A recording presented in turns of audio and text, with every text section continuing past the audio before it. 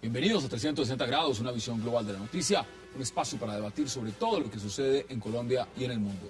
Iniciaremos hoy 360 hablando de la controversia que ha creado en el país el reemplazo del destituido senador Eduardo Merlano.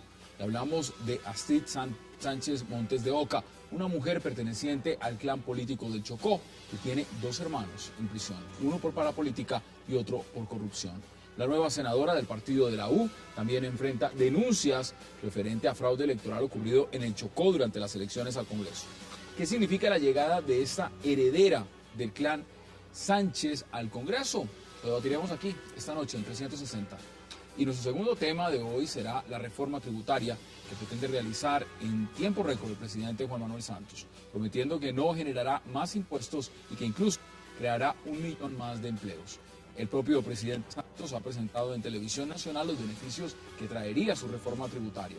Sin embargo, hay contradictores que dicen que todo es mentira y que incluso será peor que la fallida reforma a la justicia. ¿Qué tan cierto o falso es esto? Lo debatiremos aquí también esta noche. Un nuevo proyecto a la administración del presidente Santos. El tercer tema que tocaremos será la controvertida y más que todo controvertidos señalamientos del ministro de la Defensa, Juan Carlos Pinzón, a las FARC, asegurando que tienen ingresos procedentes de narcotráfico entre los 2.400 y los 3.500 millones de dólares al año. Ahora la pregunta es cómo negociará el gobierno la paz con un grupo que maneja una narco multinacional. En realidad las FARC se ganan 3.500 millones de dólares al año. Y si es así, ¿qué tan fácil será desmovilizarlos en lo que significa la manera en cómo se lucran con este ilícito negocio? Debate hoy aquí en 360. No se vayan, ya regresamos en segundos con nuestros invitados.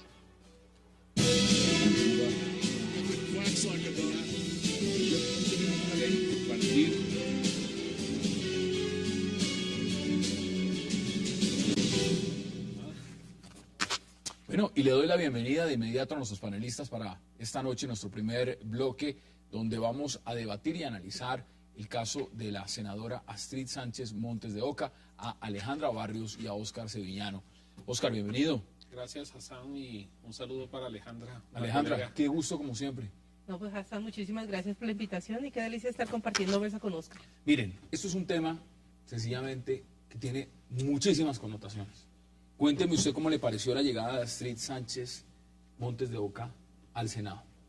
Pues mira, uno de los temas que como misión de observación electoral habíamos señalado con muchísima satisfacción en las elecciones del 2010 es que por fin en el Chocó se había logrado romper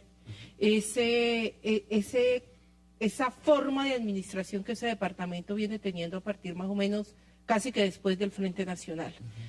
Dos familias son las que han venido controlando el departamento, el cordobismo y el clan que se conoce como el clan de los Sánchez de Oca. Al perder a Astrid, la senadora Astrid, la curul, tener los hermanos en la cárcel, ya pues obviamente el papá era el gran jefe del clan político, pero lo habían heredado sus hijos, veíamos la posibilidad de con una nueva gobernación, una alcaldía, una posibilidad de un Chocó diferente. Lo que estamos viendo ahora es la recomposición de un clan en el que sencillamente para calificar y entender qué es ese clan es voltear a mirar al Chocó, porque ha sido la familia que ha venido gobernando ese departamento. Óscar, ¿cuál es su análisis frente a lo que representa la llegada de esta nueva senadora? La última vez que yo participé en este programa junto al senador Guillermo García Realpe, recuerda que yo le dije a él que nada raro sería ver a Astrid Sánchez Montes de Oca ocupando la curul de su hermano, ocupando la curul que heredaba de su hermano, porque ella es una heredera, ¿sí? Y que de igual forma no nos podía hacer raro que Dilian Francisca Toro colocara a su heredero en el 2014, ¿sí? Hoy, como te puedes dar cuenta, tenía razón yo. Aquí vemos nuevamente otro caso de herederos de la parapolítica, otro caso de personas que cuando ven, digamos, en riesgo su influencia política, en determinado lugar o a nivel nacional, entonces colocan a sus fichas para que representen sus intereses, en este caso en el Congreso de la República. Eso es más o menos la connotación también, porque implícitamente lo que estamos viendo es la destitución de un senador como Eduardo Merlano. No, y lo más curioso es que llega una heredera de la parapolítica a ocupar la curul de un heredero también de la parapolítica. ¿Qué nos dice eso realmente del Congreso? O sea, ¿qué nos dice eso de la misma composición, de la legislación que tenemos en cuanto al marco de proteger la institución más importante del legislativo en Colombia? Mira, Hassan, aquí se hizo un gran esfuerzo con la reforma del 2011 para que delitos como las relaciones con grupos armados ilegales, narcotráfico y de lesa humanidad evitaran que pudiera mantenerse las herencias de las curules a través de lo que se denominó la silla vacía. Como respuesta política, inmediatamente a esa reforma que se hizo, empezaron a aparecer las figuras de los herederos de la parapolítica, que en su momento y sobre todo en el 2010 así la denominaron los medios de comunicación. 20 congresistas, 18 congresistas, entre 18 y 20 más o menos quedan elegidos nuevamente en el 2010, que vienen de ser a recoger los votos de sus papás, sus tíos, sus hermanos, que se retiran de la política porque estaban siendo investigados o se encontraban en la cárcel. Y el ejemplo que estamos viendo es ahora el de Astrid Montes de Oca, su hermano, que estuvo en la Cámara de Representantes, no llegó al Senado de la República, estuvo en la Cámara de Representantes, termina en la cárcel por relaciones con grupos armados ilegales, con los paramilitares. Estamos hablando de la estructura del alemán. Hace parte... No, pues es gravísimo en el Chocó, no. No es cualquier cosa. No, no es cualquier cosa. Él firma, además, firma un pacto, así como tuvimos el pacto de Chibolo. Aquí hay un pacto que se llama el Pacto de Singapur. Lo firma en julio del 2003, se hacen las investigaciones, Corte Suprema, Fiscalía, etcétera, y termina condenado a 9 años. Ahí es donde se empieza a desestructurar, además, con su otro hermano también investigado por corrupción, especialmente en el tema de la salud, lo que es este clan. Pero además, Alejandra, no olvides que Patrocinio Sánchez también tiene investigación previa por las versiones que dio el desmovilizado del ELN, Luis Omar García, que dijo que el grupo armado prestó su ayuda para que él accediera a la gobernación. Frente a lo que ustedes están diciendo, porque lo vamos a abordar punto por punto. Cuando se dice que esto es una persecución, que esto es una cuestión de género, que esto es una cuestión por ser también de un departamento como el Chocó, que esto tiene también una connotación triste y lamentable, porque ella de una u otra forma no puede ser responsable por los actos de sus hermanos. Las responsabilidades son individuales. ¿Qué se puede decir frente a ese argumento? Mira, mujer afro del Chocó, pues creo que indiscutiblemente subiría el índice y sería una Carlita feliz diciendo en inclusión de la política y la misión de observación electoral. Y yo sé que no Arcoíris haríamos los primeros en decir, en respaldar, es claro, importantísima esa curul. Pero esa curul no pertenece a esa caracterización que la senadora está haciendo. Es una curul que se recupera para un clan político que venía en decadencia y que se va a traducir indiscutiblemente en la reestructuración y recomposición de un clan político. Es que estamos, y por eso regreso a lo que habíamos empezado, estamos hablando de un jefe de un clan político, el papá, el señor Rafael Sánchez. Estamos hablando de 2 hermanos que heredan el ejercicio de la política y no de cualquier manera. Es que quiero hacer el recuento. Pasaron de ser el señor Odín Sánchez, concejal, diputado, representante a la Cámara, se quema en el 2002, vuelve a ser representante de la Cámara después por el partido de la U, y su hermano, alcalde y gobernador. Mire, usted nos ha dado cifras y datos muy importantes, pero veamos declaraciones de la nueva senadora Astrid Sánchez Montes de Oca.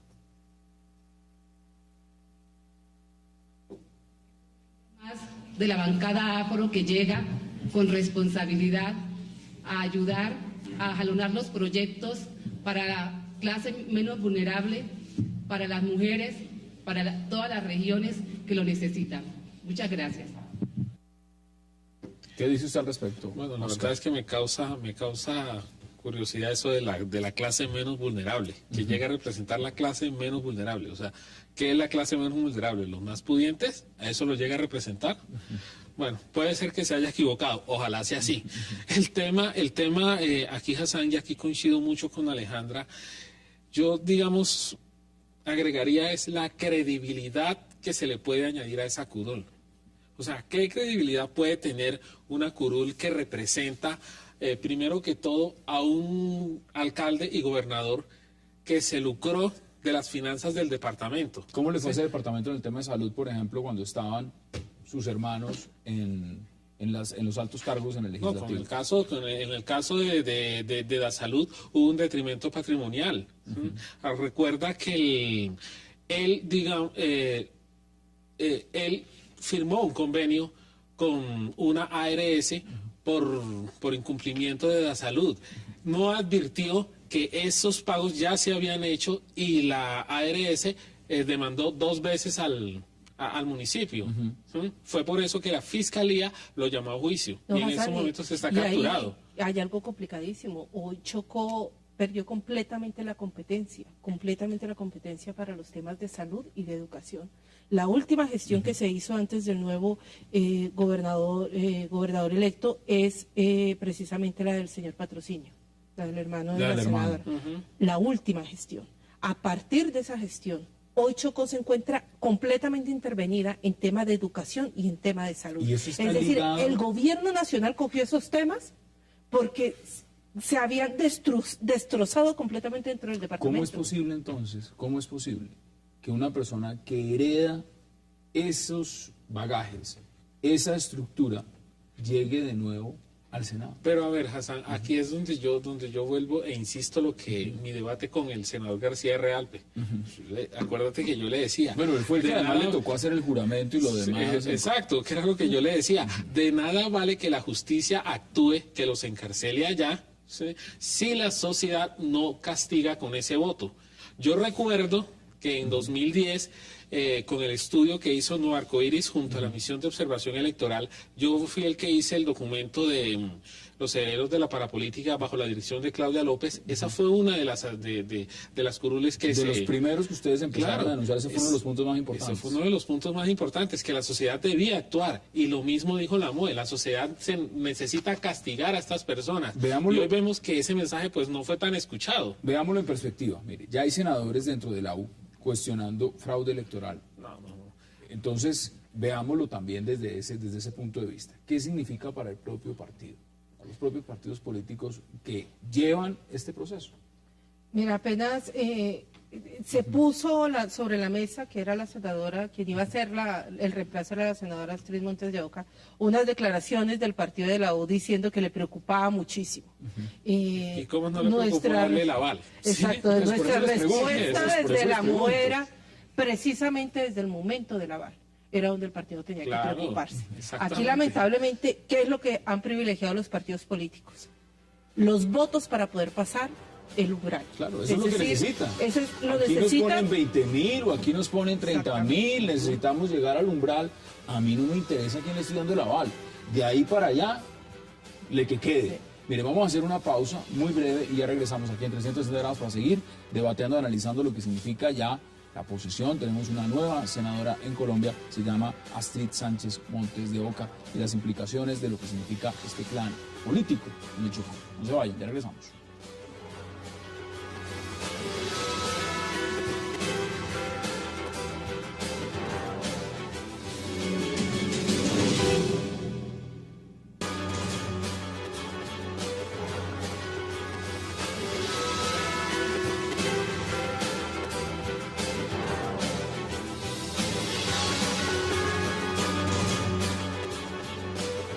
Usted está hablando del senador Realpe, que no tiene nada que ver en el tema, pero esa es su función, Mire, la acompañaron muchos familiares, el apoyo también vino del ex senador Juan Carlos Martínez, ahí en esa posición. ¿Eso qué nos dice también? Eso es lo más extraño, o sea, ¿cómo una persona puede decir que es íntegra, ¿sí? Si se rodea o sea, aparte de que está rodeada de familiares que son cuestionados, también se rodea de sus amistades. Acá es que dice el dicho, dime con quién andas. Miren, hay un tema de fondo, porque realmente uno analiza el tema de la curul y dice, bueno, pasó esto, pasó lo otro, pero veamos lo que significa realmente la cultura política en el departamento del Chocó. Porque aquí hemos hecho grandes debates analizando el tema del Valle del Cauca, lo difícil que ha sido, la corrupción, pero ¿qué está pasando en el Chocó? Porque usted lo planteaba de una forma muy interesante, Oscar, y dice, Si vuelven y votan por ellos, o esto es maquinaria política que es imposible de destronar, imposible de destruir, o hay un abandono total del Estado en el tema fundamental que es de infraestructura, de salud, de construir realmente un movimiento político serio, una clase política respetable, y esto es lo que va a reencauchar una vez, 2 veces y 3 veces. O sea, la situación es mucho más grave que simplemente ver la curul que está ocupando hoy Astrid Sánchez Montes de Oca. ¿O estoy equivocado? ¿Cómo lo percibe usted, Alejandra? Es trágico lo del Chocó, y es trágico lo del Chocó porque indiscutiblemente es un botín político absolutamente apreciado. Pero además pareciera que se cerrara como una esfera donde no encuentra salida, y es por una sencilla razón, no solo en el Chocó. En muchas regiones del país, el único que contrata es el Estado. Y el Estado contrata a través de la representación que se elige políticamente, es decir, alcaldes, gobernadores, senadores, representantes a la Cámara. Entonces no termina siendo el Estado quien ejerce el poder, sino que como el único que contrata es el alcalde o el que tiene la posibilidad de decir a quién se contrate, porque además no hay empresas, eso va generando un poder que mantiene todos circulando. Quieren ese cargo, todos quieren ser alcalde, todos quieren el acueducto. Quieren el cargo, pero además los ciudadanos lo que necesitan es que el que quede ayude para que lo contrate. Y terminan es agradeciéndole a esa persona que genera esa clientela por el trabajo que le ha dado. Cuando viene un recambio de poder político, lo que uno se encuentra entonces es con que la otra mitad de la población o el pedazo de población que no votó por esas personas se encuentra completamente desempleado porque no va a tener un empleo dentro del Estado porque este ya se ha entregado en el municipio. Que es lo mismo que pasa en los municipios de Sucre y Córdoba.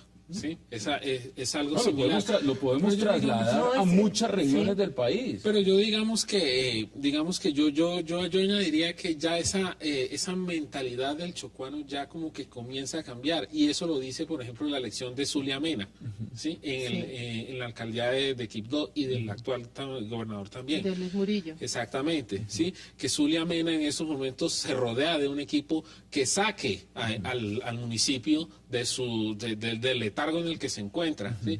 que se asesora bien para enfrentar los desafíos de ese municipio en estos momentos. El tema, Hassan, es que la misma lógica con la que actúa, y María Alejandra y Alejandra me lo confirmará cuando le corresponde hablar, la misma lógica con la que se elige alcalde y gobernador no es la misma lógica con la que se elige concejales, diputados, senadores y representantes, desgraciadamente. Y hablábamos del tema de lo que significa el umbral y demás. Claro. Mire lo que están diciendo, por ejemplo, desde el partido de la U, que es uno de los más preocupados. Dice, Astrid Sánchez debe explicar muy bien la situación y aclarar todo lo que tiene que ver con la votación con la que llegó en este momento a ser elegida. Debe decirle al país por qué una votación con el 90% escrutado llegó a 28.000 votos y aumentó sin explicación a casi 41.000 votos en el 10% restante. Esto es increíble. Ahora, la gran pregunta es, pero aquí no se trata de poner lapsos de tiempo, acá hay una nueva senadora que tiene una gestión que cumplir, pero esta curula está muy cuestionada. No, pues es que no es solamente el partido de la U. Hay una resolución del Consejo Nacional Electoral, para que los ciudadanos, además, si la quieren revisar, en la resolución 1271 del 2010, en la que el Consejo Nacional Electoral, palabras más, palabras menos, dice, se anulan 4.000 votos, porque en el conteo que hicimos, en el preconteo que se hace el día de las elecciones, hay una votación, y en una serie de municipios, donde dentro de los que se encuentra Río Sucio, Medio Baudó, Nuquí, desaparecen completamente los votos no marcados, y aparecen sumados a la senadora. No lo dice la misión de observación electoral. No, lo dice el Consejo Nacional Electoral. Es decir, el Consejo Nacional Electoral además toma una decisión frente a eso y dice, le retiran 4.000 votos, porque esos 4.000 votos, debido a ese fenómeno, se consideran, no lo presumen, son fraudulentos. Es decir, se modificaron las actas. Efecto de esa decisión es que la diferencia entre ella y el exsenador Berlano son 150 votos, ella iba por encima, que el exsenador Berlano por 150 votos se posesiona, pero entonces llega una persona al Congreso de la República, donde el Consejo Nacional Electoral, que es la autoridad electoral en este país, dice, hizo fraude. Es decir, en 4.000 votos hizo fraude. Así hubiera sido en 2. Hay fraude. Exacto, hay fraude, pero los votos le alcanzan para llegar al Congreso de la República. eso es increíble. Y son los mensajes O sea, completamente esos son- encontrados porque termina siendo como lo de la contratación. Pues Pero si yo mire, me robo tanta esto- plata esto y es- tengo esto- un año de esto es cárcel... Esto es un congreso Que que no goza, importa, que goza, exactamente. no dicho por los periodistas, por los generales de opinión, no dicho por los ciudadanos del común, por los mismos congresistas. Dicen, estamos en un desprestigio, el bárbaro, después de la reforma a la justicia y muchos más antecedentes. Pero mira, pero aquí- pareciera que no se ayuda. Pero mira, No, es aquí, que no pareciera que no se ayuda. aquí coincido con Claudia López. Al Congreso le importa 5 lo que piense la ciudadanía. Pero ¿Sí? mira, no se ayudan en nada de los congresistas elegidos en el 2010. ¿Cuántos Hoy, han perdido? ¿Cuántos han perdido la 20 curul congresistas. de los elegidos en el 2010? Hace 2 años. Hace 2 años. No estamos hablando de antes. No estoy haciendo cuentas históricas. Este Congreso, En este este Congreso. Congreso, 20 congresistas han perdido la curul. 3 congresistas, 2 con silla vacía, es decir, sillas que no se reemplazan. Una congresista, que es la doctora Dilia, con silla congelada, porque todavía está en el proceso de investigación por la justicia. Entonces hay presunción de los, pero con silla congelada. 7 del partido de la U. Hassan, entonces, claro que tienen que estar preocupados. ¿Esto en qué país del mundo se ve? Porque No, esa es la pues gran en- pregunta. ¿En qué país del mundo se ve no que sé, se en elija un Colombia. congreso y prácticamente Queda en los no se puede decir, No, es no, que pues este año será el 30% o el 20% o el 15% que Es que es terminará increíble. perdiendo su curul por mala gestión, por corrupción, por parapolítica? Ahora, deme otro dato. ¿Cuántos de esos son por parapolítica, por ejemplo? Mira, del partido, aquí dentro de los 20, por parapolítica, comprobados son 2, las 2 sillas vacías, que son Farrapaz y Cáceres. Ahí es donde quiero ir, porque el tema de fondo es la silla vacía. El gobierno lo está diciendo, lo ha dicho el ministro del Interior, Fernando Carrillo. Sí. ¿Qué opinan ustedes frente a la figura de la silla vacía? Que se deba aplicar Claro. no solo en unos casos, sino literalmente en todos los casos. Porque si uno va a usar la llanta de repuesto y la llanta de repuesto resulta que no solo está pinchada, sino está oxidada, no sirve, tiene fraude, si uno la mira en contexto, no hay que empezar a mirarlo en la perspectiva de lo que no funciona es el mismo procedimiento de la silla vacía. Sí, claro, no es que yo soy de los que piensa que en todos los casos se debe aplicar la silla vacía, ¿sí? ¿Por qué? Porque es que, digamos, no puede ser únicamente que se utilice esta figura solo para casos de narcotráfico y vínculos con el grupo armado y entonces los otros delitos y entonces si se roban el erario público. Ahí sí puede entrar alguien. No puede entrar nadie. Y se supone que el partido debe hacerse responsable de esa misma persona. Entonces yo sí creo que se debe aplicar para todos ¿Qué los dice usted casos. frente a la silla vacía? Que es un punto importantísimo en lo que ha reabierto el debate justamente de manera puntual. Mira, lo primero que tengo que decir es que estoy completamente de acuerdo con el ministro Carrillo. Aquí tenemos que hacer extensivo el tema de la silla vacía también a aquellos delitos que son investigados que están relacionados con peculado, etcétera, los demás disciplinarios. Claro, porque es que... Aquí se tomaron decisiones muy fuertes frente a la relación con grupos armados ilegales, pero no alcanzó, es que fue muy duro ese debate, Hassan, es decir, Claro, el lograr costo la silla político, por vacía supuesto. y además lograr lo de la silla vacía fue muy difícil porque además se logra esto a través de la misma aprobación del Congreso, ¿no? Esto no lo Son hace ellos mismos los que tienen que aprobar Entonces, se logró aprobar, pero sí creo que tenemos que hacerlo extensivo a todas aquellas delitos y sanciones que tengan que ver con los temas disciplinarios, con los temas de peculado, etcétera, porque si no el mensaje que se está enviando, el correcto es aquí ni se puede tener relaciones con el narcotráfico ni se puede matar. Pero sí se puede robar. Pero el que dicen los partidos es, usted tiene una investigación por peculado, usted se robó la plata de su departamento, hizo malos contratos. Sí, pero me están investigando, no importa, metas en la lista porque usted tiene votos. Sí, eso es lo que está No, diciendo. el mensaje que es dejarlo claro. ¿Tiene investigaciones de carácter disciplinario? Tampoco puede entrar claro. porque de pronto se me queda mi silla vacía. Ustedes han puesto el tema y lo hemos debatido anteriormente acá. Esto empieza desde los partidos políticos. Esto Sí. empieza desde la bala. Eso O sea, empieza no- desde la bala, O sea, no exactamente. podemos seguir pensando que el tema se tiene que discutir a fondo es cuando llega el imprevisto, cuando sucede el accidente, sino realmente hay que cuestionarse es cuándo están dando los avales, a quién se lo están dando. Pero si lo miramos en la misma coyuntura que ustedes han planteado, pues es dramático porque entonces el mismo sistema electoral lo que nos plantea es que mientras esa persona tenga votos, ponga votos, no importa cómo, pues hay que darle el aval porque al partido político le conviene. Y sobre todo, ¿con qué criterios se están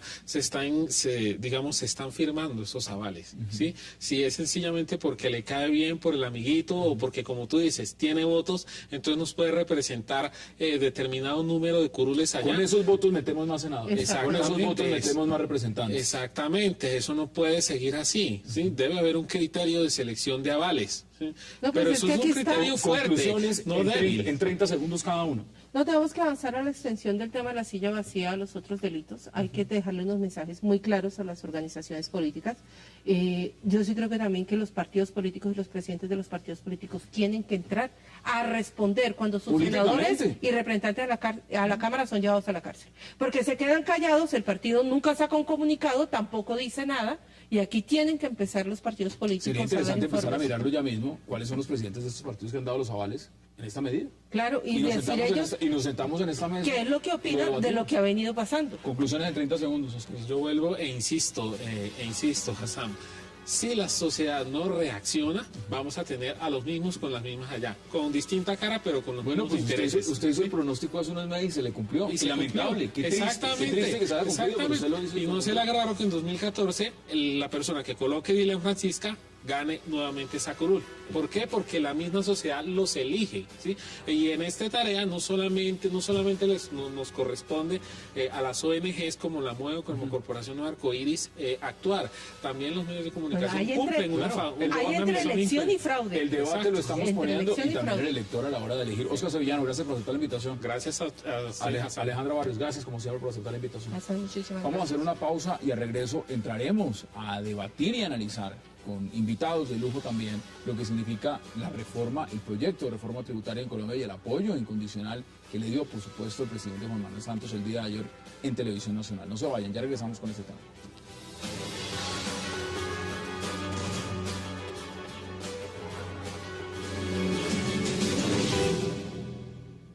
Entre más alto el indicador, más desigual.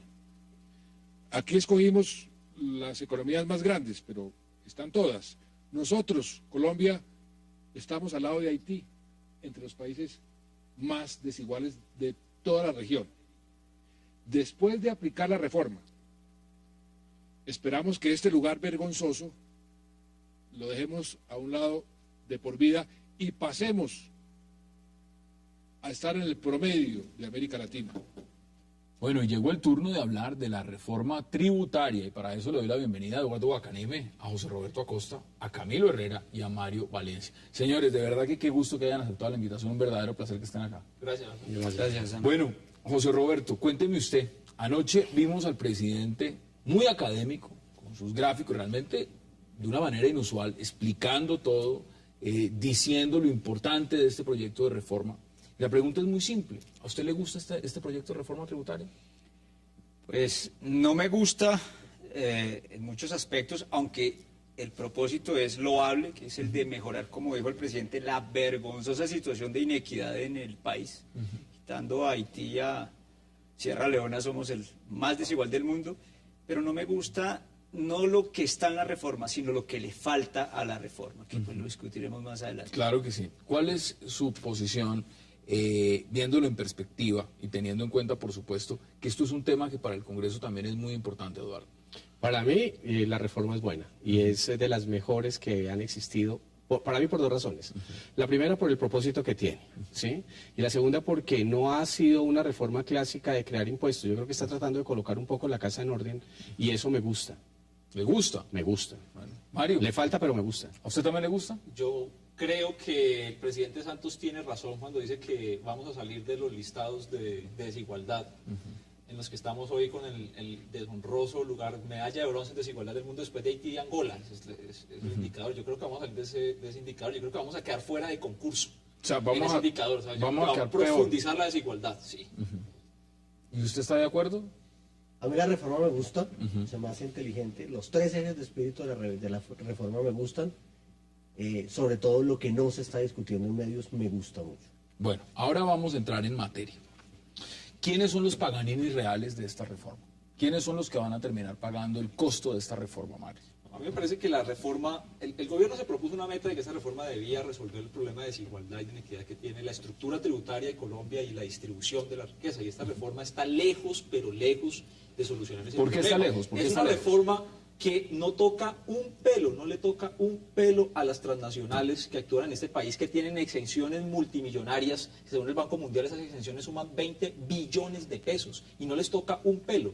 No hace absolutamente nada por resolver la extrema desigualdad que existe entre el impuesto sobre la renta. Entonces, una persona aquí que tiene una tienda paga el 33% y el señor Sarmiento Angulo paga el 8%. Y esa reforma no están de toca para acuerdo? nada este punto. No es porque estemos de acuerdo, las cifras lo dicen. No se trata de estar de acuerdo. Sí. El recaudo efectivo que tanto le preocupa al país de estar, como dice Mario, en el 33%, el señor Luis Carlos, el sindicato antioqueño, las grandes multinacionales, decían que se metan a la página web, bendito sea el Internet, busquen de la utilidad total, qué porcentaje se paga en impuesto efectivo, y en muchos casos llega para las holdings del sindicato antioqueño del 1% de la utilidad. Sí, es cierto. Entonces, Sí, en ese sentido yo creo que todos estamos de acuerdo. Hay una inequidad tributaria, o sea, los principios de eficiencia, igualdad que tiene la Constitución en el sistema tributario no se están dando. Generalmente termina tributando más quien recibe menos vía retención en la fuente, porque además no tiene forma, inclusive, de hacer ningún tipo de deducción. Además lo paga de manera anticipada, además lo paga de una manera que es inequitativa en cuanto al porcentaje, y por eso es que me gusta la reforma. Yo no estoy diciendo que sea la mejor del mundo y que no haya todavía problemas por solucionar, pero me parece que es un buen primer paso en orden a buscar equidad en cuanto a que el principio tributario siempre lo dice, debe haber equidad horizontal y vertical, que más pague el que más gana, pero que todos paguen de acuerdo a sus ¿Qué dice usted al ingresos. respecto? A mí me llama la atención cuando se juegan con las palabras. Sin duda la reforma va a mejorar de manera concreta y real la desigualdad tributaria que hay en Colombia. Eso no va a terminar corrigiendo en su totalidad la desigualdad que hay en Colombia. Obviamente no, es imposible. Es un muy buen primer paso. La reforma que se hace al tema de impuesto de renta y al tema de predial, que ha pasado de largo y no ha llegado a medios, sí es un tema estructural, que lo que hace es, comillas, igualar a todas las organizaciones empresariales en Colombia, o intentar igualar, hay que ver cómo se va a ejecutar la ley, cómo sale del Congreso eso, en pos de que los beneficios les lleguen a todos y no solo a los grandes grupos. Entonces, hay que Usted entender... eso ya lo ve como un avance importante. Claro, Usted la dice, mire, reforma, eso es la importante. reforma tiene tres ejes fundamentales. Uno, claramente el tema de redistribución de riqueza y de equidad. Segundo, la simplificación tributaria, que simplemente con eso la ganancia es gigantesca. Y tercero, obtener de manera concreta flujos continuos para el gobierno nacional.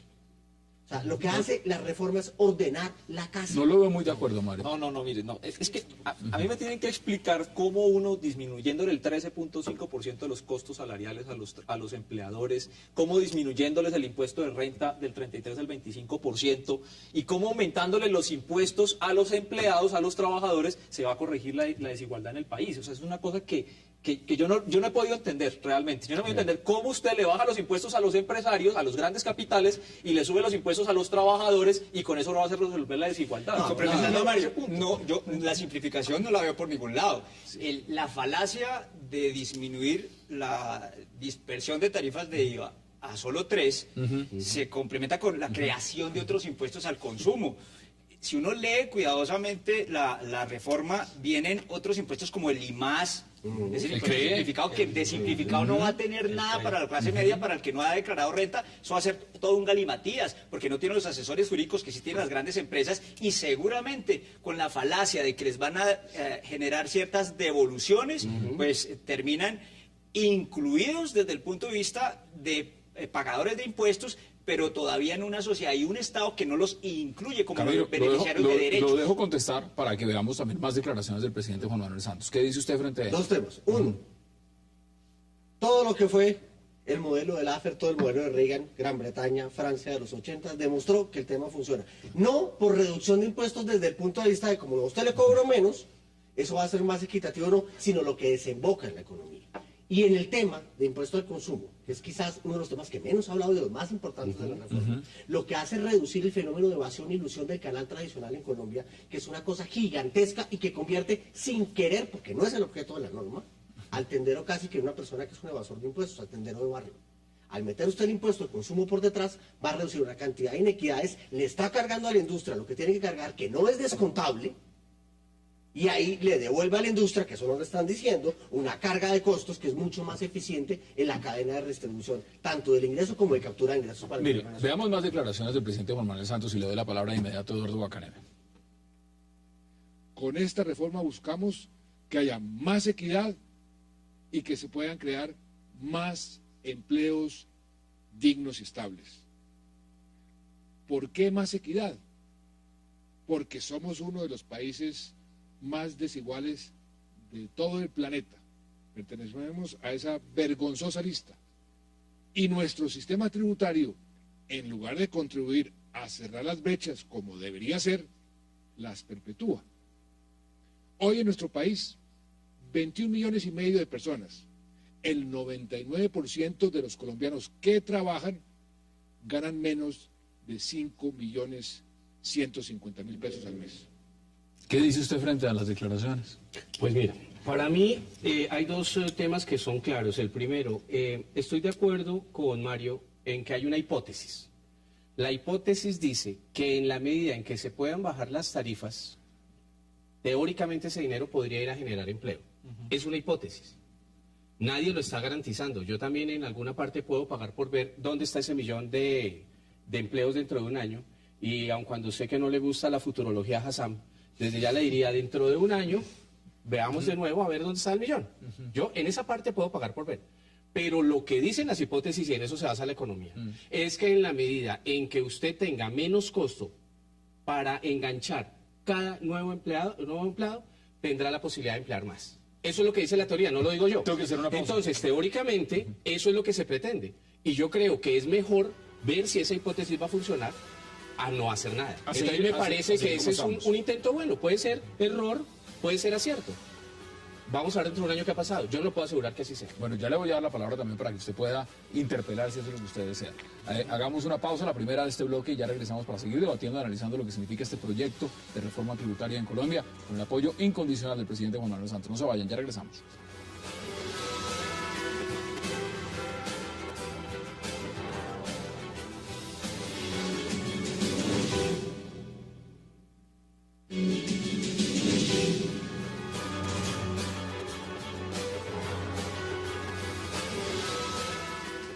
Regresamos a 360 grados hablando y debatiendo sobre este proyecto de reforma tributaria. Bueno, mire, aquí estaban diciendo Eduardo Guacaneve que él prefiere mirar en un año qué va a pasar a quedarse quieto. ¿Usted qué dice al respecto? No, pero es que aquí ya, no partimos de cero. Aquí ya se han hecho reformas tributarias y reformas laborales con la idea de que se van a generar empleos. Yo lo dije aquí la otra vez en el programa. Si uno cogiera las cifras de todas las reformas tributarias, de todas las promesas de empleos que se van a generar las reformas tributarias en los últimos 20 años, en Colombia habría pleno empleo y tendríamos que importar trabajo de otras partes. Tenemos que traer trabajadores de Chile y de Argentina y quién sabe dónde, porque ya habría pleno empleo en este país. No es cierto que disminuirle los costos y las cargas a los empresarios se traduzca y se genere más empleos. Además hay una cosa paradójica. Aquí los únicos que están hablando de generar empleos son el gobierno, pero todos los empresarios han dicho que ellos no van a generar más empleos. El gerente de Electroluz dijo que muchas gracias por disminuir los costos, que ellos iban a aumentar la rentabilidad, pero que no iban a generar más empleos. El de Acopia ha dicho que los empleos se generan es por necesidad, no porque los bajen los costos laborales. ¿Cómo le va, por ejemplo, y vamos por sectores? ¿Cómo le va al sector agropecuario, Camilo? ¿Usted cree que le va bien? ¿Con la reforma? La motiva lo suficiente para que las cosas pasen. Yo creo que en torno a lo que tú dices y lo que usted menciona, yo haría una percepción distinta y es, seguramente la reforma no va a causar que empresas actuales causen más empleo, pero va a causar que hayan más empresas, que entre más inversión y que entre flujos de capital de otras zonas. Que no hay que pensar que las empresas que ya están van a necesitar más gente. Si necesitaran más gente, la habrán contratado. Claro. Pero ¿cuáles más empresas si el 80% de la inversión que está llegando aquí es para minería y para hidrocarburos? Y esos sectores no generan empleos. Entonces, ¿en qué nuevos sectores va a llegar inversión que va a generar empleos? Cencosud, Ripley, Falabella, comprando lo que ya existe. Exacto, Cencosud llega a comprar lo que ya existe. Está ya comprando algo hecho, no va a crear ni un solo empleo. Cencosud cuando entró. Cencosud cuando entró. Sí, completamente de acuerdo. Cuando compró el negocio con Easy en el éxito hace 7 años. Y ahí, en materia comercial, esta reforma, hablemoslo con sectores específicos, muy probablemente abarate la mano de obra, sin duda, pero ojo a lo que está escondido ahí. Se le quita esa carga para fiscal al empresario y desaparece, porque ese costo no lo va a compensar sino con las utilidades, con la renta o el impuesto de renta que ya está pagando hoy día. Y se le mete un componente cíclico a lo que es esa fuente de financiación del Instituto Colombiano de Bienestar Familiar, del SENA, y de Instituto de Salud. Ojo, y el ministro llegó y dijo, no se preocupen, el día que las empresas no den las utilidades que estamos esperando, viene el gobierno y pone la plata. ¿Quién es el gobierno? Pues los que estamos acá sentados y todos los ciudadanos que tendrán que pagar esos impuestos, porque entonces un pasivo privado que hoy pagan los empresarios, al dársele ese componente cíclico de las utilidades que suben y bajan, van a terminar siendo subsidiadas por toda la comunidad. Aquí lo que se está es cambiando o favoreciendo el modelo de acumulación empresarial en aras a entronarlo o asimilarlo a nivel global, en donde por reevaluación y principalmente por falta de capacidad educativa de nuestra mano de obra, estamos perdiendo competitividad. No estoy de acuerdo. ¿No está de acuerdo? Pero, ¿Por qué no está de acuerdo? Por una razón muy simple. Lo que está haciendo la reforma, ese punto de la reforma, yo creo que uno no puede pensar que la reforma es solamente ese tema de reforma, tiene cosas mucho más grandes que no han llegado a medios desafortunadamente. O afortunadamente. Tráigalos. No, tráigalos, porque es que si no se conocen, eso es lo que quiere el ministro, que no se conozcan, como disminuir los impuestos a los capitales golondrina o capitales langosta. Eso es vergonzoso. Mientras todos los países del mundo tratan de frenar los efectos perversos de los capitales golondrina que le meten volatilidad a los mercados financieros, aquí les abrimos las puertas disminuyéndole los impuestos. Y ojo, eso no necesariamente favorece la tasa de los TES a la baja, que abarataría la deuda. También puede tener un efecto negativo al alza, porque es que los capitales golondrina ganan subiéndole el precio a los TES, pero también saben ganar plata derrumbando los precios de los TES. Entonces van a ganar para arriba y para abajo, y aquí nos vamos a abrir a una volatilidad tremenda, simplemente en beneficio de los capitales golondrina, cuando todo el mundo los está rechazando. Entonces, me he hecho para atrás. El impuesto, el parafiscal, o que mal llamamos parafiscal, del SENA y del ICBF, no debe estar vinculado a la carga laboral en Colombia. ¿Por qué no debe estar vinculado? Porque el sistema de beneficios de la niñez y de la, ¿cómo se dice? Tercera edad o mayor, no sé cuál es el término exacto, no puede estar vinculado a los ciclos de empleo y de ocupación en Colombia, sino tiene que ser una responsabilidad directa del Estado. Le estamos devolviendo el origen al sentido social de la inversión social en Pero Colombia. así ha funcionado, Camilo, así ha funcionado. Pero claro que ha funcionado porque hoy está financiado y de entrada, y lo dice la misma exposición de motivos del proyecto de reforma tributaria, de entrada el gobierno sabe que el próximo año va a haber un déficit de 2 billones de pesos que dice el proyecto van a cubrir excepcionalmente con cargo al presupuesto general de la Nación, o sea, el bolsillo de todos los colombianos, excepcionalmente. ¿Por qué dicen excepcionalmente? Porque la regla fiscal en la cual hoy está Colombia impide que haya un gasto social nuevo, permanente, y en ese caso se va a quedar sin financiación el ICBF y el SENA. Así que, pero como miembro del Comité de Arreglo Fiscal, yo creo que está diciendo no es cierto. No es cierto. Sí, pero ¿hay regla fiscal o no hay regla fiscal? Claro que regla fiscal. Bueno, yo ¿sabe qué? No dice que no se puedan crear eso. La regla Señores. fiscal la tumbó la Corte Suprema de Justicia al flexibilizar. No se pueden supeditar el gasto en necesidades ciudadanas, en necesidades básicas insatisfechas a una regla fiscal. Esa sentencia de casi 100 páginas la derrumbó la regla fiscal. Veamos Aquí no hay regla fiscal. declaraciones también desde la ANDI y entra Eduardo Guarane. Veamos las declaraciones. Me parece, al final de cuentas, entonces, que esta reforma es altamente positiva, genera todas las expectativas que queríamos ver en materia de formalización, de empleo, de inversión, de crecimiento del PIB y de disminución del coeficiente de Gini. Tiene estas y otras adecuaciones técnicas y otras de orden político que ya les mencioné, que yo creo que no será de gran dificultad poder acordar con el gobierno y con el Congreso en las siguientes semanas que restan mientras están en comisiones y en plenarias del Parlamento, de manera que, repito, les haré llegar el documento en detalle a más tardar mañana a esta hora. Bueno, eso dice desde la ANDI también un miembro del equipo negociador que estará negociando la paz en Cuba. ¿Qué dice usted al respecto? Pues yo iba al respecto a dos cosas. A mí de la reforma en términos generales, porque me parece que a veces se va uno demasiado al árbol y se le olvida el bosque. Tiene dos elementos de los cuales no hemos hablado aquí lo suficiente. Primero, la formalización del empleo, o sea, el objetivo que tiene la reforma de buscar que haya mejor empleo, mejor calidad de empleo, con todo lo que eso implica. Y segundo, que se haga más transparente, y yo creo que en eso sí hay unos claros elementos en la reforma para la disminución de trámites con respecto a varios impuestos con base en disminución y simplificación de tarifas, y eso hace, a mi gusto, los impuestos mucho más transparentes, porque a mayor tarifa, mayor posibilidad de que haya evasión.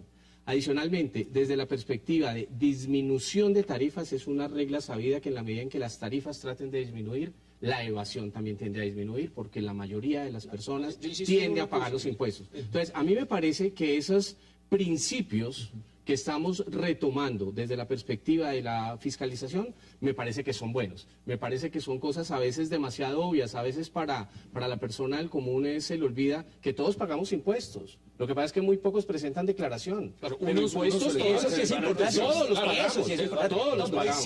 No existe, Eduardo, no existe evidencia que disminuir los costos salariales se traduzca en más generación de empleo. Esto no va a formalizar empleo, no hay cifras ciertas sobre eso. Hay un estudio de la Universidad de los Andes que plantea una hipótesis al respecto y no se ha cumplido. Pero no es cierto porque que... además, Eduardo, es que desconoce una cosa. En la primera clase de cualquier curso de economía le enseñan a uno cómo funciona el capital. El capital, los empresarios no generan empleos porque sean muy buenas personas y porque sean muy altruistas. Generan empleos porque los necesitan.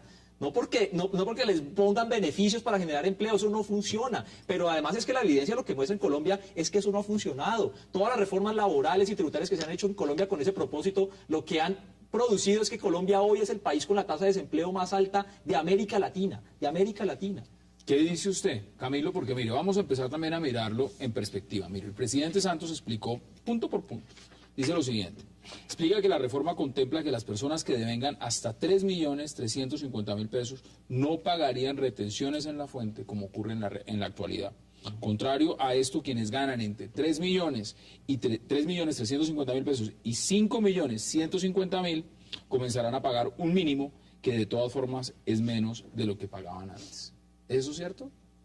Hay que ver cómo va a entrar y cómo sale eso al final del Congreso, ¿no es cierto? Pero si el espíritu se mantiene, como lo planteas tú, sí la idea es hacer que las personas que más ingresos tienen, sobre todo ingresos líquidos tienen, tengan que pagar un impuesto mucho más alto. Y que las personas que hoy están pagando, como lo planteas tú, que no tienen como después descontarlo de renta, que no lo hacen, que no declaran, no tengan que hacer eso. De hecho, eso comenzó con los decretos que empezó a sacar la DIAN desde el año pasado, no, y de ciertas personas ya no tenían que... Se lo pregunto porque cuando hablamos de esas cifras, realmente de esas cifras, porque estamos hablando de 3 millones, aquí no estamos hablando de salario mínimo, estamos hablando de cifras altas en Colombia. Pero pensar que 3 millones es un salario millonario. Es clase media, o sea, aquí el mensaje clase media latinoamericana, porque la clase media londinense anda en Audi. El ministro habla de 20 millones como si estuviéramos hablando de grandes potentados. Cada que los potentados acá, 20 millones es lo que se ganan al día, por mes. Por eso se lo digo, porque el punto viene lo siguiente. El senador, por ejemplo, José Darío Salazar del Partido Conservador, mire lo que está diciendo.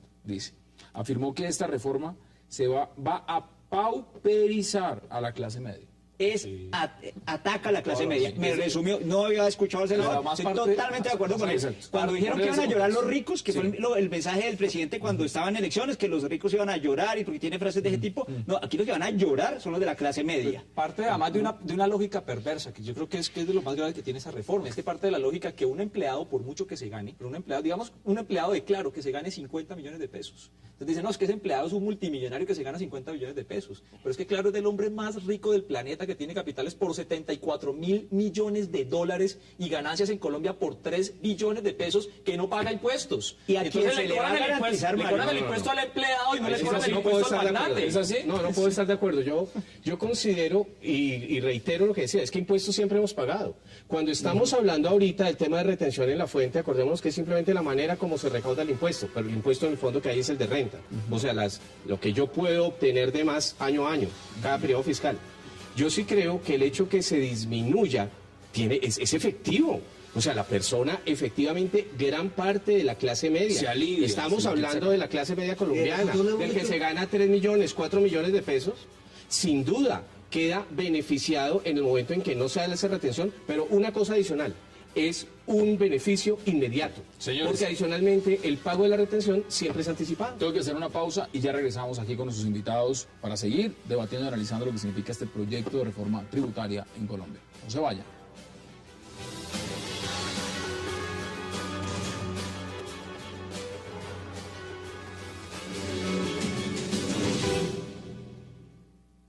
vamos a hacer con esta reforma? Que esas personas que ganan un salario mínimo, que ganan 1 millón de pesos, hasta 2, hasta 3.350.000 pesos, paguen 0 impuestos, que no paguen impuestos. Los que están pagando impuestos dejan de pagar. Pero miren lo injusto que es el sistema.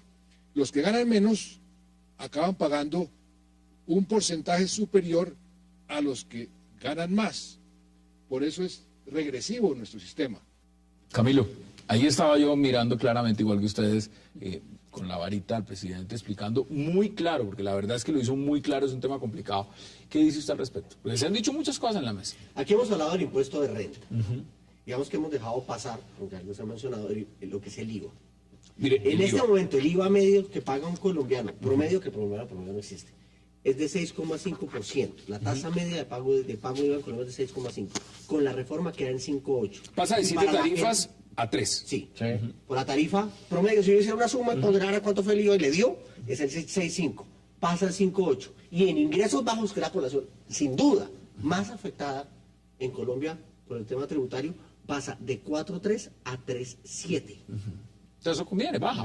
Es un triunfo grande, sobre todo por los canales de distribución y por la aplicación del impuesto al consumo. Hay un triunfo muy grande. El IVA se va todo lo que se recauda de IVA, cerca de 23 billones de pesos al año, se va todo para las pensiones. ¿Y quiénes son los pensionados de este país?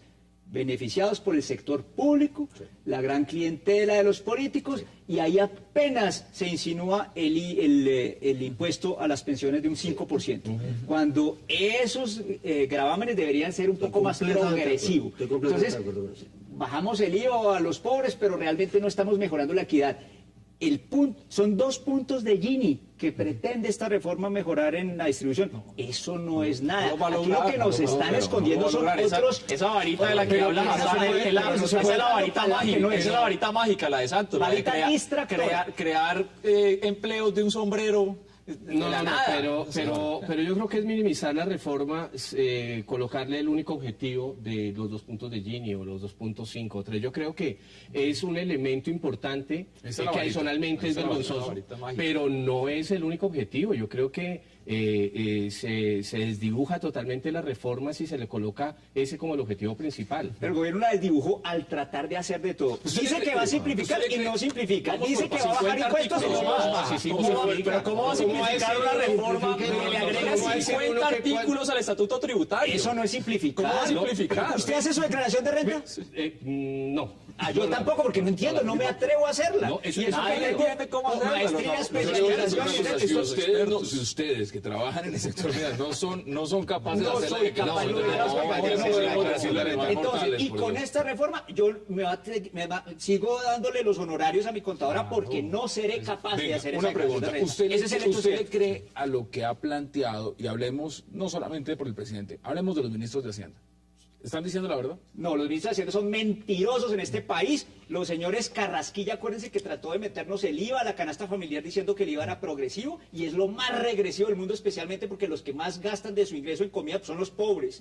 Y el señor se fue por la puerta de atrás. El señor Juan Carlos Echeverry, mire que la crisis ministerial fue solo para sacar a Juan Carlos Echeverry. Ese fue el gran tumbado del ministerio, y fue un mentiroso al decir que Colombia tenía un ingreso del PIB más grande que Argentina y que se retractó hoy en la República. Y este señor, no recordemos todavía lo de Dragacol, que es vergonzoso, que salió subyúdice, no inocente, nos quiere meter, como usted lo dijo ahorita, con una varita, miren pastelado, pero como el mago, están haciendo por el otro lo que no nos conviene. Yo estoy de acuerdo, Hassan, con que es mentira lo que están diciendo. Yo creo que están engañando a la población colombiana y me parece muy interesante una propuesta reciente que ha salido del senador Jorge Enrique Robledo, que puso su tarjeta de senador, su credencial de senador y la puso y le dijo al ministro de Hacienda, Mauricio Cárdenas Santamaría, digo, hagamos un debate con 10 académicos, de 10 decanos, incluso de todos de universidades privadas, a ver quién es el que está diciendo mentiras. Aquí alguno de los dos está diciendo mentiras.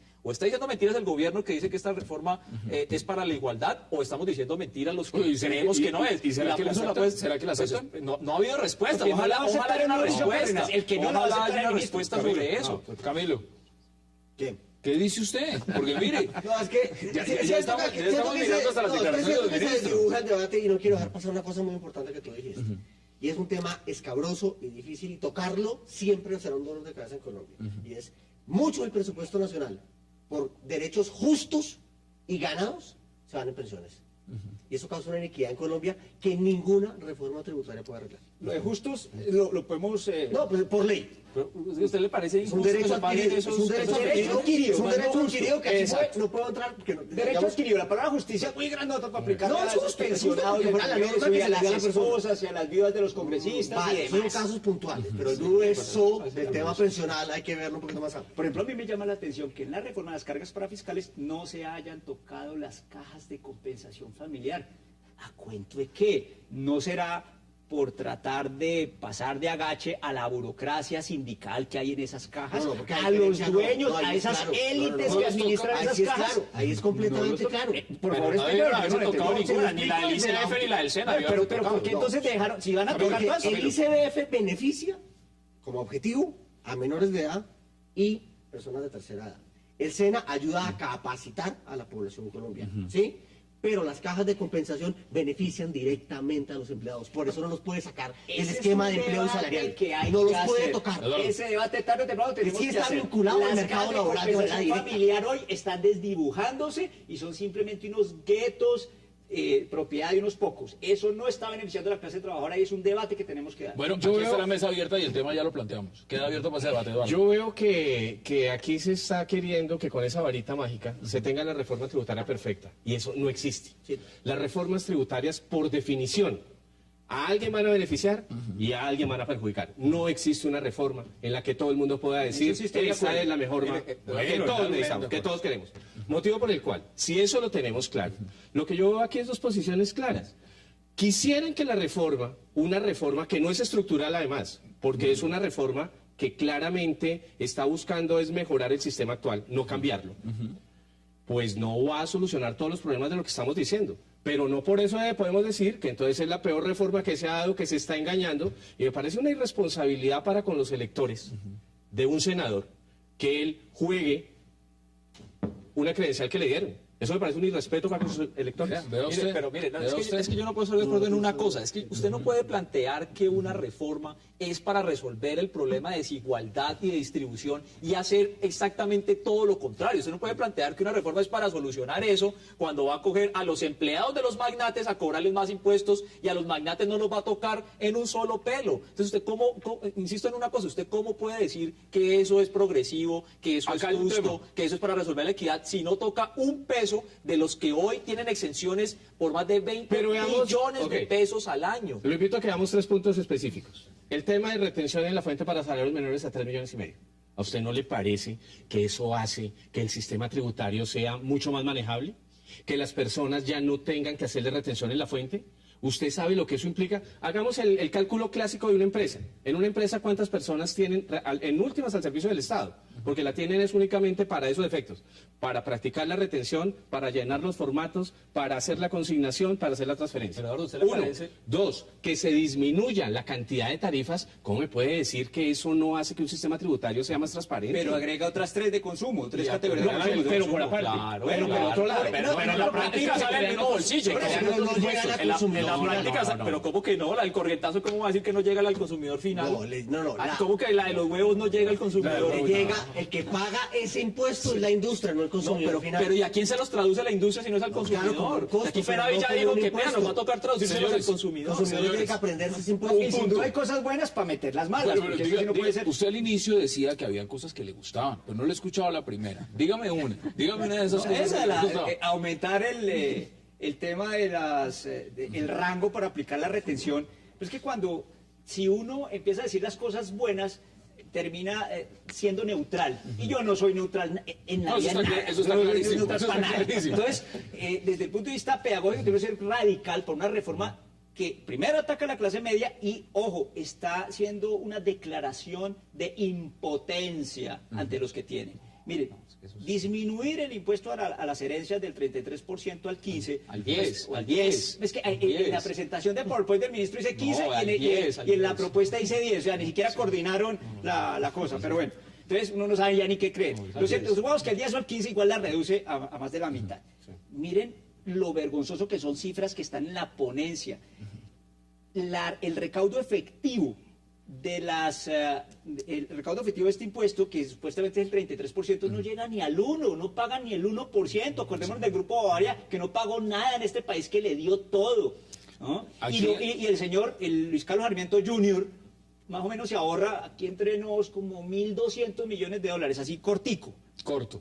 Mire, ¿qué se parece esto? Porque esto tiene unos tintes también que lo hace pensar uno en la contienda electoral presidencial en los Estados Unidos. ¿Esto a qué huele a Mitt Romney? ¿Qué tiene parecido por ahí? Igualita, es la misma propuesta de Mitt Romney, que además tampoco es de Mitt Romney, es una propuesta además OCDE, Banco Mundial. Dicen que los impuestos de renta hay que bajarlos y hay una tarifa estándar en los países de la OCDE, es una reforma del desarrollo económico del 25%. Lo que pasa es que aquí nos falta es muy coincidencial, por lo menos. Aquí nos falta un rico que hable como Warren Buffett y diga claritico: los ricos están pagando menos impuestos que los pobres en proporción a su ingreso. Estamos buscando no es eso lo que dice,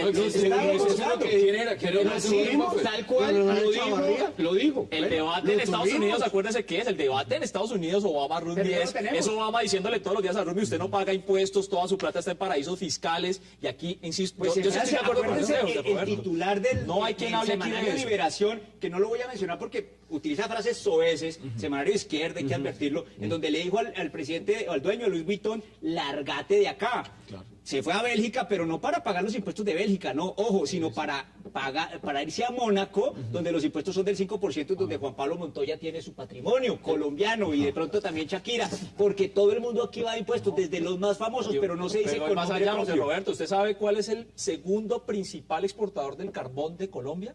Islas Malvinas. Islas Malvinas, una isla de 3.000 habitantes, es el segundo comprador de carbón de Colombia. ¿Para qué? Para no pagar impuestos. Esto es una declaración de la impotencia del Estado. Están diciendo que sí van a pagar no, impuestos. Lo que están diciendo es que van a pagar la clase media, que es distinto. La clase media va a pagar los pagan los empleados y son los magnates. Yo me voy en esta línea claramente. Los que no tengan el asesor o el pool de asesores de la familia Santo Domingo, de la familia Sarmiento, el empleado de Carlos Slim paga impuestos y Carlos Slim no paga impuestos. ¿Usted no está en esa línea? No, yo no estoy en esa línea y estoy completamente de acuerdo con el concepto detrás de eso. De allá que se pueda ejecutar y ejecutar bien, sin duda van a haber problemas.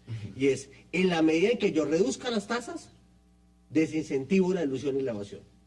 Lo plantea Laffer en el 74, porque todos lo leímos y lo estudiamos. Bueno, ojo, no sé si pero fue la eso es en primera clase de Estados economía o la Unidos. tercera. Ojo, en Estados Unidos, donde Pero la no cultura toca las pagar impuestos es exenciones. sagrada. Si usted no toca las exenciones y los beneficios tributarios, ¿qué va a cobrar de más? Exactamente. Y además, Volvemos al tema. Esta reforma es una primera reforma, es un primer proceso. pero es una cocha de relación tan mal Es que hecha. no es la primera, además. Es que no es por más, Llevamos 35 reformas desde el 17. Hay cosas buenas. Claro. Pero son tantas las malas que ahoga las buenas. Que no van a ser tan buenas como la reforma de la justicia, que menos mal no Es se que hizo esto va porque- para allá. porque Acuérdense, mire, entonces dos está anécdotas. peor. El ministro de Hacienda pidió mensaje de urgencia, o sea, hágalo rapidito. Y le dijo a los otros ministros de gabinete: por favor, no me le cuelguen a esta reforma nada, quédense calladitos. O sea, rápido y en silencio, como cualquier ladrón. Pero Así mire lo que que- pasa la reforma pero tributaria. No estoy de acuerdo con decirle al gobierno una cosa, es decir qué pena, pero no estoy de acuerdo, sin ser una persona cercana al gobierno, que de hecho no estoy de acuerdo con muchos del gobierno. Pero decir esas palabras se me hacen un poco pesadas. Yo sí me ratifico porque no ¿cuál estoy de es? acuerdo Una con reforma tributaria tiene que ser pública, tiene que ser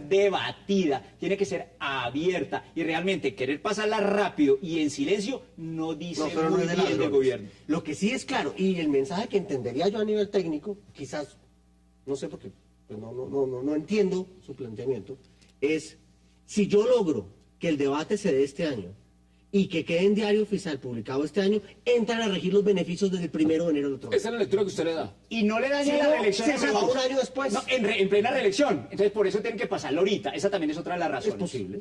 Mire, esto lo Entonces, mandaron no es que en sea tan ambulancia, popular lo la- mandaron en ambulancia, eso es cierto, con sirena, porque han dicho lo que usted está diciendo es cierto. Por favor, lo más pronto posible. ¿Esa ambulancia significa que va herida de muerte, que el paciente va herido, o realmente es para que le den urgencia y lo pasen lo más pronto posible? A mí me parece que en las reformas tributarias sí debería existir esa unidad de materia que teóricamente se predica desde lo legal. en el cual no se le deba colgar nada. A mí me parece excelente que se diga no le van a colgar nada. Pues que si no estarían diciendo, mire que le van a colgar orangutanes. Pues que claro, una reforma tributaria es eso. Tributaria ya tiene que ser... Bueno, solo la bueno, reforma pero entonces la estamos discutiendo, pero por no eso se le puede estamos dar nada más. por eso para estamos acá sentados, justamente sí, haciendo el totalmente de análisis. acuerdo. Pero lo que yo creo es que uno no puede partir de una serie de premisas y de legislar por la excepción. A mí me parece que aquí se están dando cosas para la mayoría, me parece que son cosas buenas, y hay unas cosas en las que pago por ver, ¿sí? Y dentro de un año las podremos ver, y hay otras que definitivamente sería mejor, o que no se hubieran dicho, no se hubieran planteado. Pero es que esta es la ley humana, y los hombres tenemos defectos, la ley divina es la perfecta, y está muy lejos de ser la ley divina, pero me parece que se mueve en un sentido que de persistir puede generarle a la mayoría de los colombianos beneficios, y muchos de esos beneficios son para la clase media. Miren, nos quedan 5 minutos y evidentemente esos 5 minutos quiero sacar un tiempo prudencial, unos 3 minutos para que ustedes puedan dar sus conclusiones. Pero no hemos hablado de muchos temas, de muchos. Si tuviéramos que recapitular en este momento temas que han dejado por fuera, miren, hay ganancia ocasional, no profundizamos mucho en lo del SENA y el Instituto Colombiano de Bienestar Familiar, hay temas también que son para fiscales. José Roberto, ¿cuál tema de esos que no hemos tocado, diría usted, es de los que más le preocupa? ¿O que más resaltaría? Dice, este tema me parece fundamental de la reforma. El tema de precios de referencia de las multinacionales.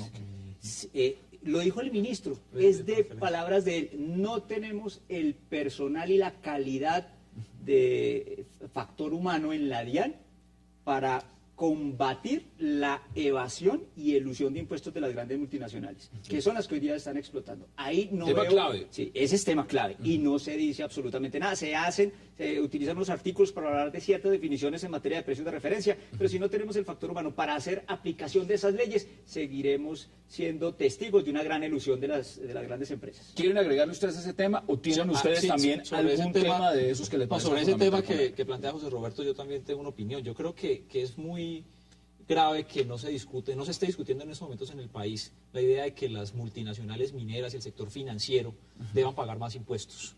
Yo creo que ese tema es clave. Pero la política ha sido muy clara frente al gobierno. Dice hay que traerlos, hay que darles beneficios. Pero es que no están generando ningún beneficio al país. Exacto. O sea, está llegando la inversión, pero de los más o menos 10.000 millones de dólares que están llegando al país por inversión extranjera, se están yendo 12.000 por pagos de dividendos y remisión de utilidades. Entonces, ¿qué le está quedando al país? Un hueco de 2.000 millones de dólares al año. Y el hueco que dejan las minas de carbón y el oro, más el impacto laboral y social. Entre esos dos señores que le tocó usted al lado, Sí. definitivamente esa reforma no pasaba por ningún lado. ¿Qué tema ve usted que quisiera rescatar al final de este debate? Hay dos cosas. Lo primero, ¿qué reforma llega y cuál es la que sale?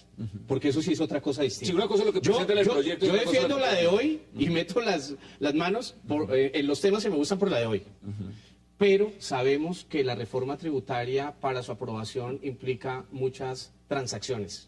A Muchos nivel acuerdos político. internos, por supuesto. Y eso me preocupa, bien sea o porque lo que se dé por fuera de la reforma nos cueste más que la reforma, que es una posibilidad, o en el otro caso que salga con cosas que no son. Y lo segundo es el tema del IVA. Yo sí creo que hay algo que rescatar ahí con respecto al IVA, y es el caso, el mensaje que se envía cuando se disminuyen las tarifas de crear uno específico con temas de lujo, cuando es superior a 16%.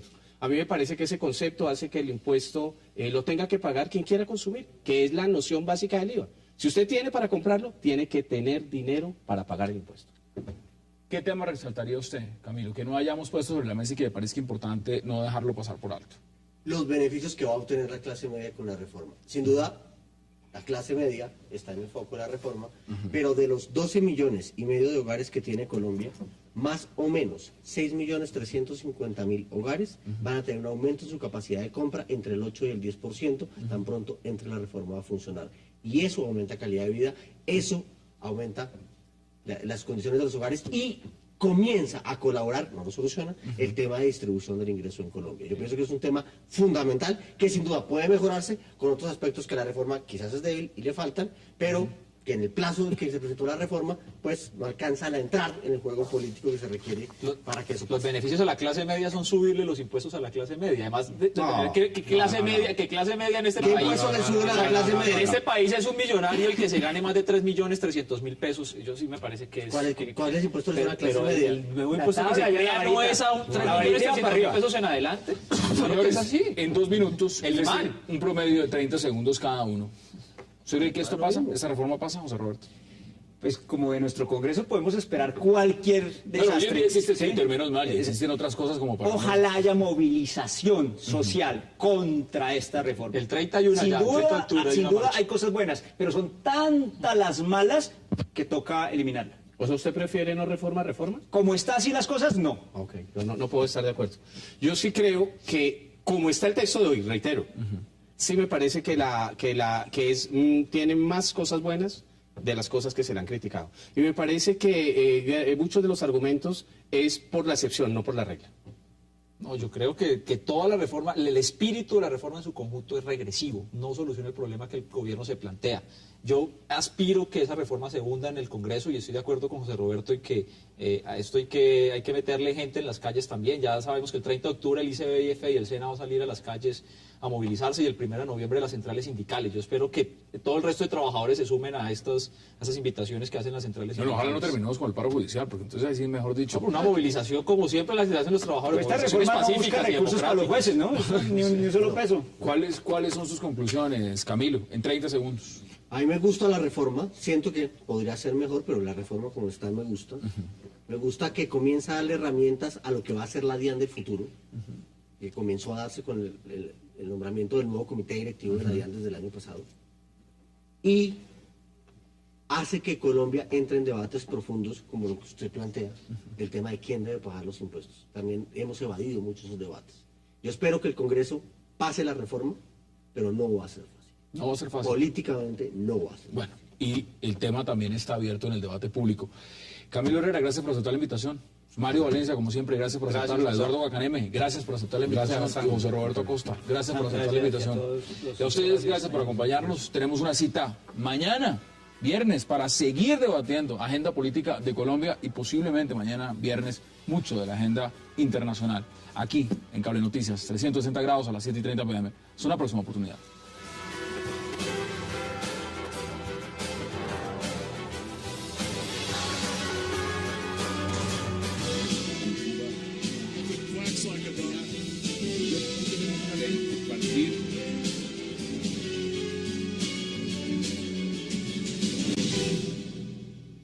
Inclusión de la política y la misión de observación electoral, y yo sé que no Arcoíris seríamos los primeros en decir En respaldar, es claro.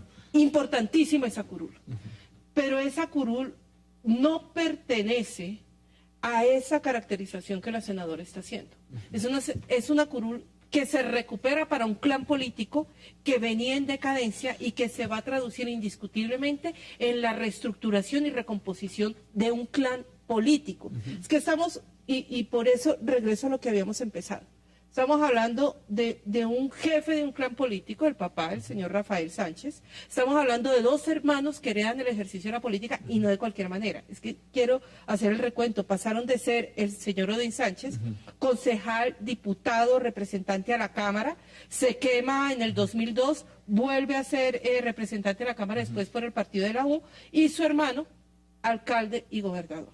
Mire, usted nos ha dado cifras y datos muy importantes, pero veamos declaraciones de la nueva senadora Astrid Sánchez Montes de Oca. Más de la bancada afro que llega con responsabilidad a ayudar a jalonar los proyectos para la clase menos vulnerable, para las mujeres, para todas las regiones que lo necesitan. Muchas gracias. ¿Qué dice usted al respecto? Bueno, la verdad es que me causa curiosidad eso de la clase menos vulnerable, que llega a representar la clase menos vulnerable. O sea, ¿qué es la clase menos vulnerable? ¿Los más pudientes? ¿A eso lo llega a representar? Bueno, puede ser que se haya equivocado, ojalá sea así. El tema, aquí Hassan, y aquí coincido mucho con Alejandra, yo, digamos, agregaría es la credibilidad que se le puede añadir a esa curul. O sea, ¿qué credibilidad puede tener una curul que representa en lo que significa la manera en cómo se lucran con este ilícito negocio? Debate hoy aquí en 360. No se vayan, ya regresamos en segundos con nuestros invitados.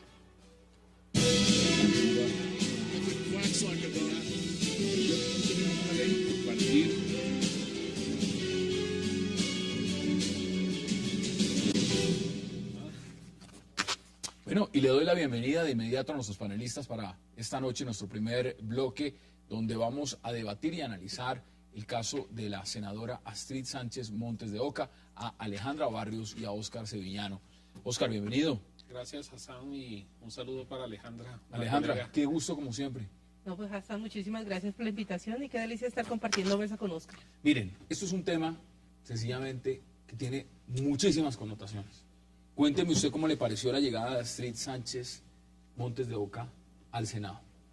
Pues mira, uno de los temas que como misión de observación electoral habíamos señalado con muchísima satisfacción en las elecciones del 2010 es que por fin en el Chocó se había logrado romper esa forma de administración que ese departamento viene teniendo a partir más o menos casi que después del Frente Nacional. Dos familias son las que han venido controlando el departamento, el cordobismo y el clan que se conoce como el clan de los Sánchez de Oca. Al perder a Astrid, la senadora Astrid, la curul, tener los hermanos en la cárcel, ya pues obviamente el papá era el gran jefe del clan político, pero lo habían heredado sus hijos, veíamos la posibilidad de con una nueva gobernación, una alcaldía, una posibilidad de un Chocó diferente. Lo que estamos viendo ahora es la recomposición de un clan en el que sencillamente para calificar y entender qué es ese clan es voltear a mirar al Chocó, porque ha sido la familia que ha venido gobernando ese departamento. Óscar, ¿cuál es su análisis frente a lo que representa la llegada de esta nueva senadora? La última vez que yo participé en este programa junto al senador Guillermo García Realpe, recuerda que yo le dije a él que nada raro sería ver a Astrid Sánchez Montes de Oca ocupando la curul de su hermano, ocupando la curul que heredaba de su hermano, porque ella es una heredera, ¿sí? Y que de igual forma no nos podía hacer raro que Dilian Francisca Toro colocara a su heredero en el 2014, ¿sí? Hoy, como te puedes dar cuenta, tenía razón yo. Aquí vemos nuevamente otro caso de herederos de la parapolítica, otro caso de personas que cuando ven, digamos, en riesgo su influencia política en determinado lugar o a nivel nacional, entonces colocan a sus fichas para que representen sus intereses, en este caso en el Congreso de la República. Eso es más o menos la connotación también, porque implícitamente lo que estamos viendo es la destitución de un senador como Eduardo Merlano. No, y lo más curioso es que llega una heredera de la parapolítica a ocupar la curul de un heredero también de la parapolítica. ¿Qué nos dice eso realmente del Congreso? O sea, ¿qué nos dice esto de la misma composición, de la legislación que tenemos en cuanto al marco de proteger la institución más importante del legislativo en Colombia?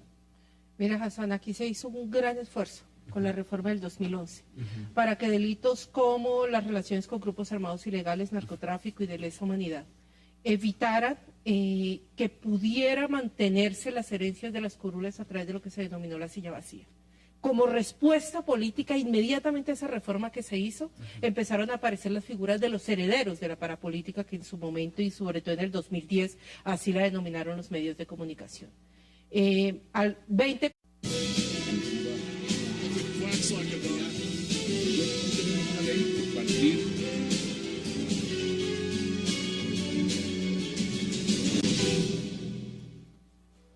Bienvenidos a 360 grados, una visión global de la noticia, un espacio para debatir sobre todo lo que sucede en Colombia y en el mundo. Iniciaremos hoy 360 hablando de la controversia que ha creado en el país el reemplazo del destituido senador Eduardo Merlano. Y hablamos de Astrid Sánchez Montes de Oca, una mujer perteneciente al clan político del Chocó, que tiene dos hermanos en prisión, uno por parapolítica y otro por corrupción. La nueva senadora del partido de la U también enfrenta denuncias referente a fraude electoral ocurrido en el Chocó durante las elecciones al Congreso. ¿Qué significa la llegada de esta heredera del clan Sánchez al Congreso? Lo debatiremos aquí esta noche en 360. Y nuestro segundo tema de hoy será la reforma tributaria que pretende realizar en tiempo récord el presidente Juan Manuel Santos, prometiendo que no generará más impuestos y que incluso creará 1 millón más de empleos. El propio presidente Santos ha presentado en Televisión Nacional los beneficios que traería su reforma tributaria. Sin embargo, hay contradictores que dicen que todo es mentira y que incluso será peor que la fallida reforma a la justicia. ¿Qué tan cierto o falso es esto? Lo debatiremos aquí también esta noche. Un nuevo proyecto a la administración del presidente Santos. El tercer tema que tocaremos será la controvertida y más que todo controvertidos señalamientos del ministro de la Defensa, Juan Carlos Pinzón, a las FARC, asegurando que tienen ingresos procedentes de narcotráfico entre los 2.400 y los 3.500 millones de dólares al año. Ahora la pregunta es cómo negociará el gobierno la paz con un grupo que maneja una narco multinacional. En realidad las FARC se ganan 3.500 millones de dólares al año. Y si es así, ¿qué tan fácil será desmovilizarlo? Congresistas, 18 congresistas, entre 18 y 20 más o menos, quedan elegidos nuevamente en el 2010, que vienen de ser a recoger los votos de sus papás, sus tíos, sus hermanos, que se retiran de la política porque estaban siendo investigados o se encontraban en la cárcel. Y el ejemplo que estamos viendo es ahora el de Astrid Montes de Oca, su hermano, que estuvo en la Cámara de Representantes, no llegó al Senado de la República, estuvo en la Cámara de Representantes, termina en la cárcel por relaciones con grupos armados ilegales, con los paramilitares. Estamos hablando de la estructura del Alemán. Hace parte... No, pues es gravísimo en el Chocó, no. No es cualquier cosa. No, no es cualquier cosa. Él firma, además, firma un pacto, así como tuvimos el pacto de Chibolo. Aquí hay un pacto que se llama el Pacto de Singapur. Lo firma en julio del 2003, se hacen las investigaciones, Corte Suprema, Fiscalía, etcétera, y termina condenado a 9 años. Ahí es donde se empieza a desestructurar, además, con su otro hermano también investigado por corrupción, especialmente en el tema de la salud, lo que es este clan. Pero además, Alejandra, no olvides que Patrocinio Sánchez también tiene investigación previa por las versiones que dio el desmovilizado del ELN, Luis Omar García, que dijo que el grupo armado prestó su ayuda para que él accediera a la gobernación. Frente a lo que ustedes están diciendo, porque lo vamos a abordar punto por punto. Cuando se dice que esto es una persecución, que esto es una cuestión de género, que esto es una cuestión por ser también de un departamento como el Chocó, que esto tiene también una connotación triste y lamentable porque ella de una u otra forma no puede ser responsable por los actos de sus hermanos. Las responsabilidades son individuales. ¿Qué se puede decir frente a ese argumento? Mira, mujer afro del Chocó, pues creo que indiscutiblemente subiría el índice y sería una Carlita feliz diciendo